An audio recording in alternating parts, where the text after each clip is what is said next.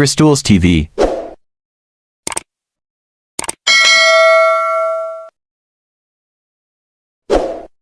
Hello guys, meron nga pala akong isi-share sa inyo ngayong gabi dahil namumroblema yung asawa ko dahil yung laptop niya na Acer ay no power. So ngayon ang nag-trouble muna ako guys dito sa kuryente ako guys, so may power siya. So ang na-find out ko guys na trouble dito yung charger niya na sa Acer ay sira na yung capacitor. So ngayon kumuha ako ng luma niyang charger doon dito sa Lenovo niyang laptop at pinagpalit ko nga guys yung wire niya. So tinanggal natin kasi sira na yung capacitor ng charger na adapter pala yung sira guys. So na-find out ko na yung sira ay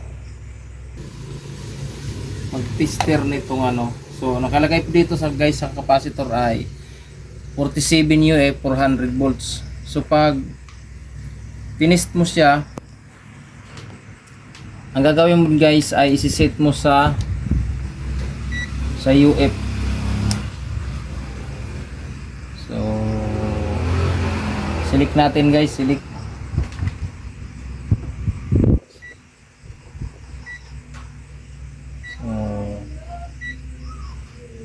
Ayan guys, so nakaano siya sa UF. Titingnan natin yung tester natin yung capacitor. Kung ano ng problema sa kanya dahil ayaw na niyang magbigay ng sira na yung capacitor niya guys. Ayan o, yung UF niya ay ayan, hindi na siya umabot ng 47 guys. Ayan o, so 40 na lang yung UF niya. So problema na yung capacitor niya guys, kaya tinanggal ko na yung wire niya ay ikinabit ko na dito sa Lenovo guys. So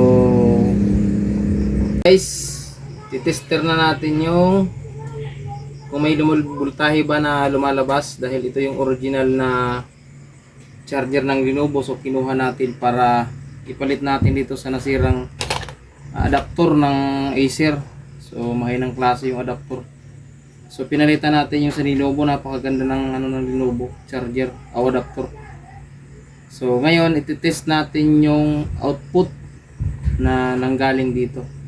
So ayan, so lagay natin sa volts guys, dito sa volts. Tingnan natin kung may output ba siya. So ganyan. Ayan. Ayun. So ayan guys, meron siya. Pumalo sa 12 volts. Yan o. Tingnan mo. Tingnan natin, tingnan mo. Ayan, pumalo ng 12 volts. Ayan, 12 volts siya guys. Ayan guys. So gumana na nga yung ginawa nating ano. So Lenovo yung ayan, sa Lenovo yung charger. So ginumbert na natin. Pero Acer yan guys. Ayan. Yan.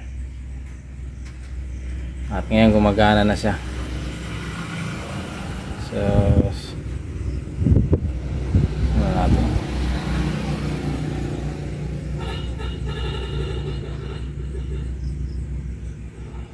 Ayan. Okay, success. Thanks for watching.